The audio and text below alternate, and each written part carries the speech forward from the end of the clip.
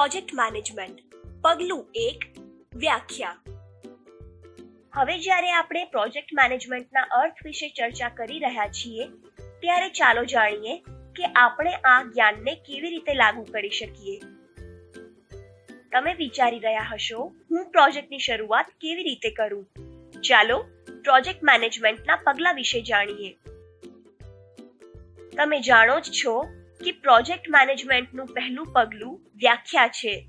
પ્રોજેક્ટને વ્યાખ્યાયિત કરવા માટે આપણે પ્રોજેક્ટ ઉપર વિચાર કરવો પડશે અને પ્રોજેક્ટનું મુખ્ય લક્ષ્ય નક્કી કરવું પડશે.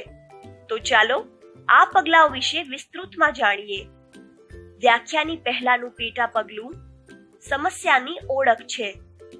આ તે પગલું છે જેમાં આપણે પોતાની જાતને પૂછીએ છીએ, મારી યોજના કઈ સમસ્યાનું સમાધાન કરશે? આપણા સમુદાયના લોકોની સામે આવનારી સમસ્યાઓની ઓળખ કરવા માટે અને જેનો તેઓ સામનો કરી રહ્યા હોય એવા મુદ્દાઓને સમજવા માટે આપણે સમુદાયના સભ્યો જેમ કે યુવાઓ, વયસ્કો અથવા પંચાયતનો સર્વે કરવો પડશે. ઉદાહરણ તરીકે, તમે તમારા ગામમાં કેટલી સુવિધાઓમાં સુધારો કરવા માંગો છો અને સમુદાયના સભ્યો સાથે વાતચીત કર્યા બાદ તમને ખબર પડે છે કે સાંજના સમયે ગામમાં વીજળીની સમસ્યા છે, જેના કારણે યુવાઓ માટે શાળા છૂટ્યા બાદ પોતાનો અભ્યાસ પૂર્ણ કરવો મુશ્કેલ થઈ જાય છે. સમુદાયના સભ્યો સાથે વાતચીત કર્યા બાદ તમે નક્કી કરો છો કે તમારો પ્રોજેક્ટ ગામના યુવાનોની મદદ કરવા માટે વીજળીના મુદ્દાનું સમાધાન આપશે. ત્યારબાદ તમે આ સમસ્યાના સમાધાન માટે ઇન્ટરનેટ પર વાંચો છો.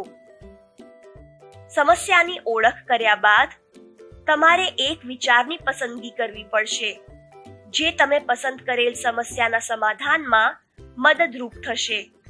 આપણે પોતાને પૂછવું પડશે, પ્રોજેક્ટનો મુખ્ય હેતુ શું છે?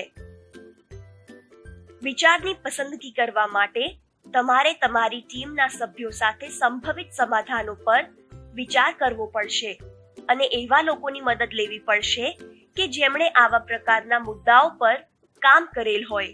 જેમ કે વીજળીના મુદ્દા માટે તમે તમારી ટીમના સભ્યો સાથે કેટલાક સમાધાનો પર વિચાર વિમર્શ કરી શકો છો, પરંતુ તમે ચોક્કસ નથી કે આમાંથી કયા વિચારો કામ કરશે. તમને જાણવા મળે છે કે પડોશી શહેરમાં તમારા એક મિત્રએ પોતાના સમુદાયમાં આ પ્રકારના મુદ્દાને લઈને સમાધાન કરવા માટે પોર્ટેબલ જનરેટરનું નિર્માણ કર્યું છે. તમારા કેટલાક વિચારોને સંક્ષિપ્ત રૂપે સૂચિબદ્ધ કર્યા બાદ તમે તેની ચર્ચા તમારી ટીમના સભ્યો સાથે કરી શકો છો અને છેલ્લે તે વિચારની પસંદગી કરી શકો છો જેને લાગુ કરવું સૌથી વધારે સંભવ હોય. વ્યાખ્યા પ્રક્રિયાનું છેલ્લું પગલું આ પ્રશ્ન, મને કેવી રીતે ખબર પડશે કે આ પ્રોજેક્ટ સફળ રહ્યો, નો જવાબ આપવાનો છે. તમારો પ્રોજેક્ટ સફળ રહ્યો કે નહીં તે સમજવા માટે તમારે તમારી જાતને પૂછવાનું રહેશે કે શું આ પ્રોજેક્ટ તમે પસંદ કરેલ સમસ્યાનું સમાધાન કરે છે?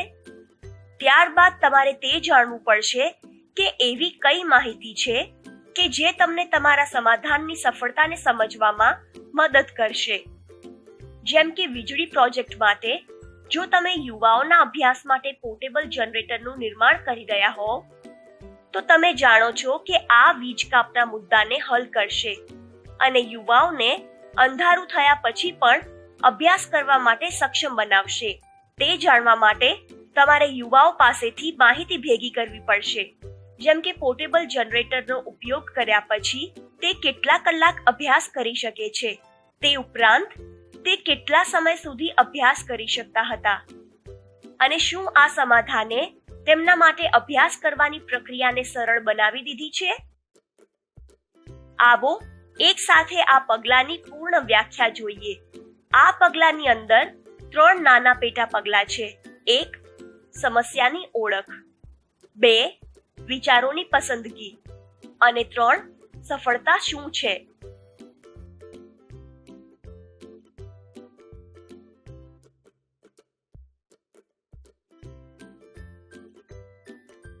આજે આપણે પ્રોજેક્ટ મેનેજમેન્ટની વ્યાખ્યા પગલાના બધા જ પેટા પગલા વિશે શીખ્યા.